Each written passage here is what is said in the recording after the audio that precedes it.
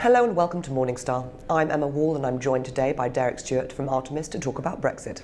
Hello Derek. Good morning, how are you? I'm very well, thank you. How are you? Very well, thanks. I thought we could start by recapping what effect Brexit has had on markets, because it has had quite an impact. Yeah, the obvious effect it had on day one was the currency. And again, the great thing about the UK stock market and the UK economy is we're a trading nation, and 60%, over 60% of the earnings from the FTSE 100 come from overseas. So you had this amazing effect of sterling falling 15% pretty quickly and effectively revaluing some of the earnings for a large chunk of the market. So the market, having collapsed quite quickly, then realised the sterling effect and rallied quite strongly. So you had this discrepancy from the overseas earners and the domestic earners, but you actually, since then, you've seen an economy hold up relatively well. And indeed, last week at the budget, the GDP figures revised up again, and we see the domestic economy is actually doing okay at the moment. For investors, it's quite confusing news because we're often hearing from fund managers that it's all about stock picking, that macroeconomics has no impact on markets and actually should focus on fundamentals.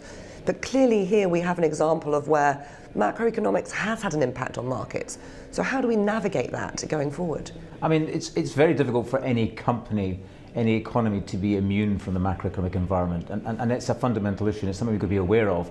But I think there's an awful lot of noise that's out there, and in terms of people's ability to forecast the macroeconomic environment, that's very difficult. I mean, again, you saw that in the aftermath of Brexit, people slashing their GDP forecast for the UK for 16 and 17. I mean, in fact, there were some analysts in the city who thought we'd have a recession in the UK in the fourth quarter of 16. Now, that's not happened, and it just demonstrates to us, how difficult it is to forecast the macro. Now, we look at the companies, we get our macro views on inflation, on growth, on demand, from what the companies are telling us, because they are closest to the mine shaft. They are closest to the customer, and most of these customers are saying most of these clients are saying the exact same thing to us. They're saying, we don't know what's happening with Brexit, but at the moment we're getting on with the day job, and we're actually doing okay at the moment. So how do you invest in a market like that? Is it about particular sectors that may do well out of Brexit, or is it sort of back to basics? I think we have to recognise there are some sectoral volatility when you have macro moves that we've had, whether it's currency or commodity moves or interest rate moves. But for us, it's very much about identifying the single stocks, the individual companies that can do pretty well in most situations. So our style of management is to identify companies that, the macro is an issue, but there's so much going on internally, there's so much they can do in their own markets, there's so much self-help they can bring that actually, no matter what the macro, they can actually at least advance forward. Let's bear in mind that we've had a funny macro situation for years. We've had the situation of the great financial crisis. We've had the problems of QE. We've had the problems of Greece, China, the euro, elections, politics. It gets thrown at us, and we've got more to come. So actually focusing on the individual companies becomes even more important. And do you have any individual stocks that you think at the moment the time is right?